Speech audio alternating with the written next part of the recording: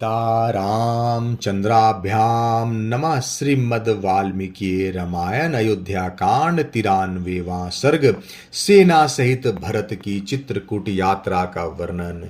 यात्रा करने वाली उस विशाल वाहिनी से पीड़ित हो वनवासी युद्धपति मतवाले हाथी आदि अपने युद्धों के साथ भाग चले।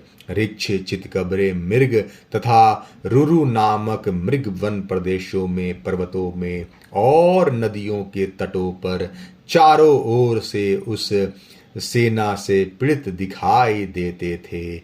महान कोलाहल करने वाली उस विशाल चतुरंगिनी सेना से घिरे हुए धर्मात्मा दशरथ नंदन भरत बड़ी प्रसन्नता के साथ यात्रा कर रहे थे।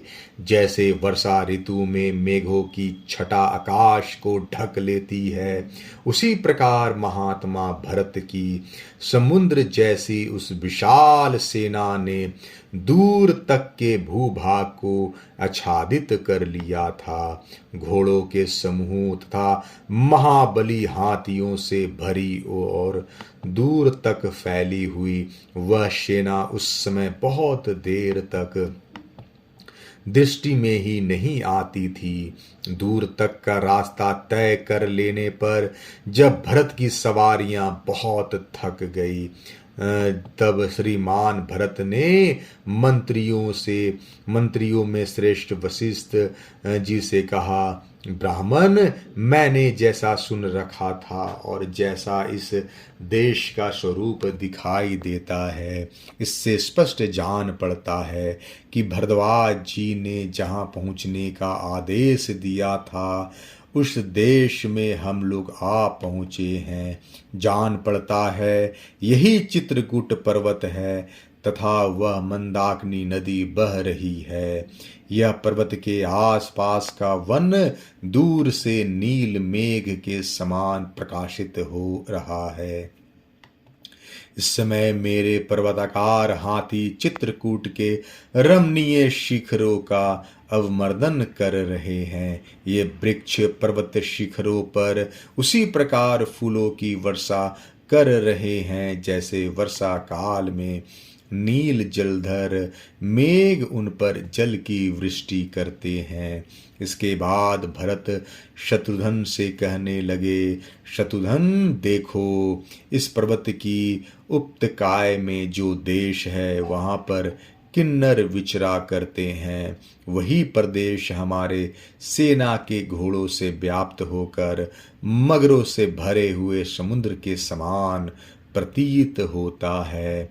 सैनिकों के खदेड़े हुए ये मृगों के झुंड तीव्र वेग से भागते हुए वैसे ही शोभा पा रहे हैं जैसे शरत काल में आकाश में हवा से उड़ाए गए बादलों के समूह सुशोभित होते हैं। ये सैनिक अथवा वृक्ष मेघ के समान कांति वाली ढालों से उपलक्षित होने वाले दक्षिण भारतीय मनुष्यों के समान अपने मस्तकों अथवा शाखाओं पर सुगंधित पुष्प गुच्छ में आभूषणों को धारण करते हैं। यह वन जो पहले जनरव शून्य होने के कारण अत्यंत भयंकर दिखाई देता था, वही इस समय हमारे साथ आए हुए लोगों से व्याप्त होने के कारण मुझे अयोध्यापुरी के समान प्रतीत होता है।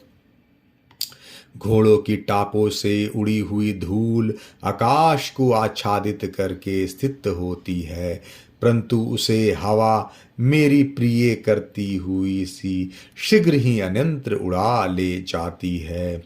शत्रुघ्न, देखो, इस वन में घोड़ों से जुते हुए और श्रेष्ठ सारथियों द्वारा संचालित हुए ये रथ कितनी शीघ्रता से आगे बढ़ रहे हैं, जो देखने में बड़े प्यारे लगते हैं।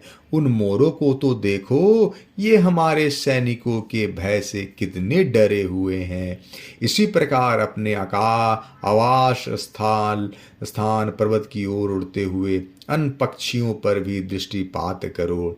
निष्पाप शत्रुघ्न, यह देश मुझे बड़ा ही मनोहर प्रतीत होता है।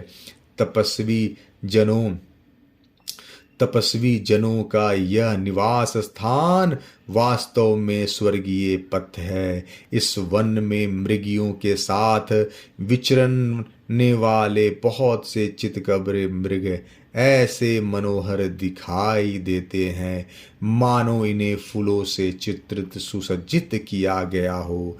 मेरे सैनिक यथोचित रूप से आगे बढ़ें, वन में सब ओर खोजें, जिससे उन दोनों पुरुष श्री राम और लक्ष्मण का पता लग जाए। भरत का यह वचन सुनकर बहुत से शूरवीर पुरुषों ने हाथों में हथियार लेकर उस वन में प्रवेश किया। तदंतर आगे जाने पर उन्हें कुछ दूर पर ऊपर को धुआं उठता दिखाई दिया। उस धूम शिखा को देखकर वे लौट आए और भरत से बोले, प्रभु, जहाँ कोई मनुष्य नहीं होता वहाँ आग नहीं होती, अतः श्री राम और लक्ष्मण अवश्य यहीं होंगे।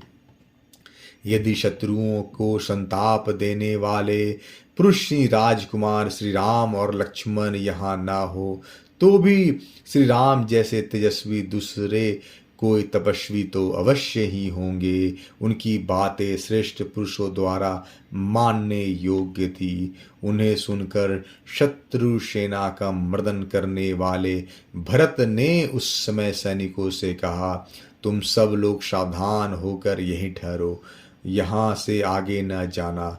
अब मैं ही वहाँ जाऊंगा, मेरे साथ सुमंत्र और धृति भी रहेंगे। उनकी ऐसी आज्ञा पाकर समस्त सैनिक वहीं सब ओर फैल कर खड़े हो गए और भरत ने जहाँ धुआं उठ रहा था उस ओर अपनी दृष्टि स्थिर की।